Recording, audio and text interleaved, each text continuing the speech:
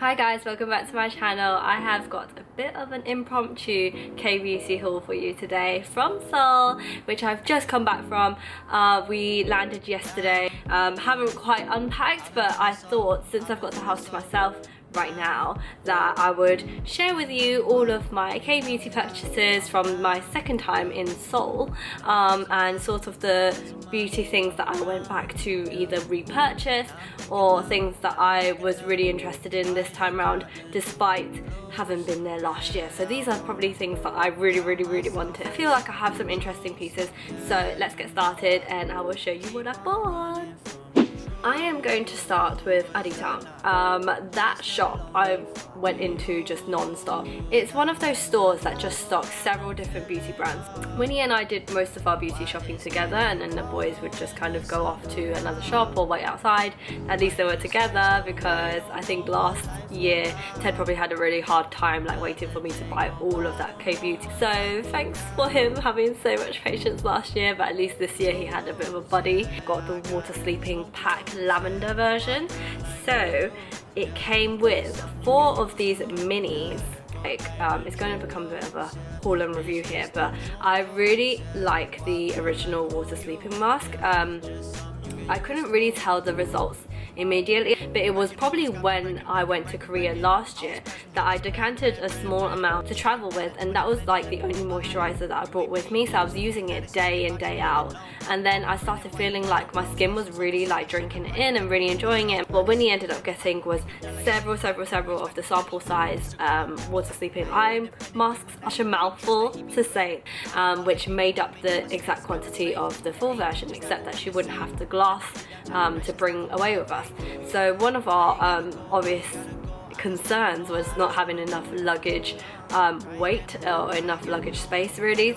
Items that came with the rest were these. So I was most intrigued by the fact that they gave you an entire water bank moisture cream as part of the pack, and this is actually 50 ml, but it's just a really hefty just a really hefty container, and I know I just said that I was trying not to buy too much glass packaging. This is hella heavy. It is within the limit for your hand carry, so I just popped this into my my backpack and brought this on board with me inside of my like plastic container. This is the Water Bank Mineral Skin Mist, and this smells so good.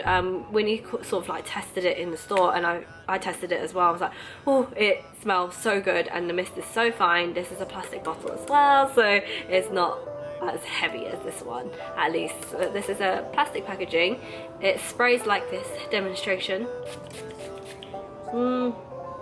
Oh my gosh, it smells so good. We also have the Laneige emulsion and skin refiner as part of their essential moisture series. So it's these little bottles, and then I have the Water Bank essence in pump form. 21,000 won for all of these things. This cream alone is probably making that price worth it. God, I don't remember how much this cream is on its own, but probably almost that price. So 21,000. All of these things I think is super worth it. Really good deal. So definitely look out for those kind of like packaged sets that they do, especially if there's like that one key item that you want, and then you get to try loads of other things in the range. Last thing I bought from Laneige is the 2-tone lip bar. I think you guys will remember last year I bought 2 of these, and then I bought 2 dupes of it from Hey Nature, and I did say I probably won't buy dupes again because they just don't seem to work as well. I got the milk blurring colour. So this one is part white and part pink. I'm wearing it on my lips now, and I really like it. Then from Aritaum, last thing I bought was this. It's a mono eyes case. So last year I bought tons of the mono eyes eyeshadows loose, and I really like them, but I find that loose shadows I don't really like having to like reach for them, open them. I like to just have a palette. It's really cute. These kind of remind me of those like sunglasses that used to be really trendy. Does anyone remember those? The sunglasses that just had like lines. I didn't wear them, but they used to be really trendy. Like what the containers look like, and I will just end up decanting this and putting it in here, and it should be fairly easy to do. So I ended up going back to Too Cool for School, and I bought the contour palette and also the highlighter from them. So the contour palette, you guys will know from my last haul that I was a big fan of. I was using that every day. Just to show you what this contour powder looks like, it is like this. It is a dark medium and then really light shade, and I often just swipe it all together and just apply it on my face. Sorry, please excuse my nails. I had gel on for 2 weeks straight, and then it just started growing out. It was annoying me so much yesterday. I was just picking on it. It's so disgusting. But it's sort of like a pale champagne to a pinky champagne to more of a pink on this side. So everyone loves a bit of Etude House, and even though I feel like I've shopped with them a lot already, I just keep going back in and seeing what else they've got new. Their lip products are just so cute. Like, they're always releasing these. I did buy this, which in name it is a tint. It says Dear Darling tint on it, but it comes out more of like a coloured gloss. This is really nice. It's kind of like a orangey, carroty, rusty colour. Then I bought a drawing eyebrow pencil. So my one is just about running out, and I use this daily. It applies on super quick. It stays on all day. I also bought a Colour My Brow brow gel tint. It's like a dark brown color. I have very dark brows. I used it today, but I use it quite sparingly because this is really opaque. It comes on really strong. One more thing that I forgot to mention from Etude House is the Bling Bling eye stick, which I bought 2 of last time. I bought the champagne yellowy colour that I use in my inner corners pretty much every day. I trusted in this dark sort of reddish orange colour. I thought it was really pretty. I'll probably end up using this on my eyelid rather than my inner corners, but today I did use a bit on my outer corner, if you can see. And of course I would have to go into Innisfree. I really love Innisfree. They have really great products, and a lot of them are made from really natural ingredients, or they get a lot of their skincare benefits from Jeju Island. I bought refills of their cushion foundations. My sister actually needed a refill from last time. She was using it every day. She loved the one that I bought her, so that was really good, and she's pretty much run out. So just 2 face masks for my sister to use. She actually wanted some face masks from Hong Kong. She wanted those my darling, what are they called again, like Dear Diary or something like that. There's some like mask, there's those big boxes that you can buy from Sasa. I kind of think that they're not really that beneficial for your skin. They're just really cute packaging and have like nice smells.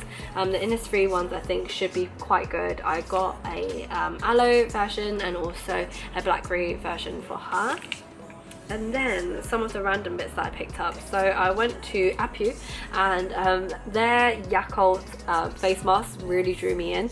I have actually tried the plain version, so this is actually the strawberry version, but I've got the plain Yakult version and tried that, and it actually felt really nice. I kept it on for a bit longer than they recommended. I kind of like had a mini power nap with it on, and then the next morning my skin actually felt really nice.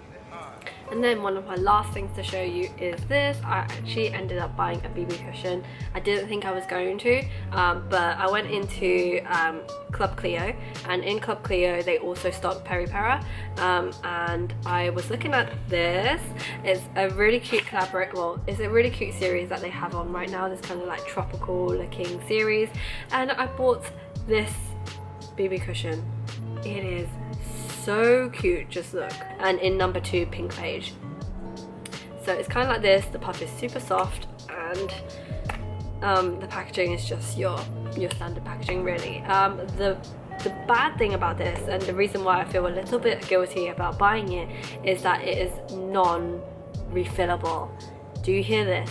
It is non-refillable. This just appalled me when the sales assistant was telling me this. I asked her in English, I asked her in Chinese, and yes, you cannot buy refills for this. Am I the only one who's absolutely flabbergasted that you can't refill this BB cream? It's just shocking.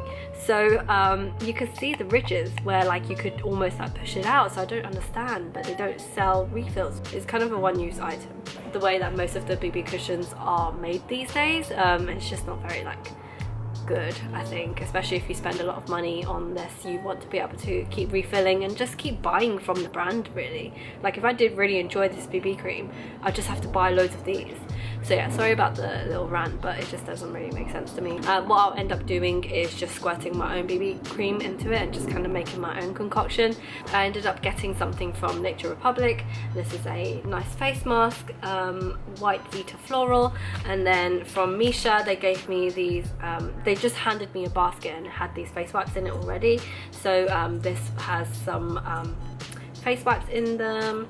And then from A'Pieu, I did buy something from A'Pieu. I bought the Yakult mask, but from A'Pieu I got this aqua peeling cotton swab mask. So you could, like, I can feel it in here that it is just one giant cotton swab.